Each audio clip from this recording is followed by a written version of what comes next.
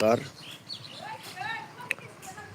ভারতের যে বর্তমান পরিস্থিতি, যে বর্তমান অবস্থা ভারতের, তারা মানে যে কোনো সময় বাংলাদেশের ওপর একটি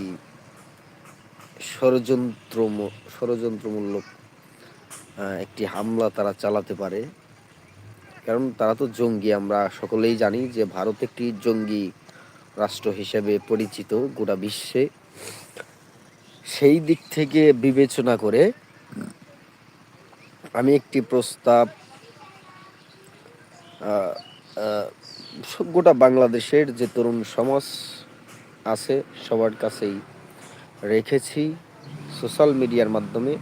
আপনারা চাইলে ফেসবুক পেজে ভয়েস অফ মানিকগঞ্জ 24,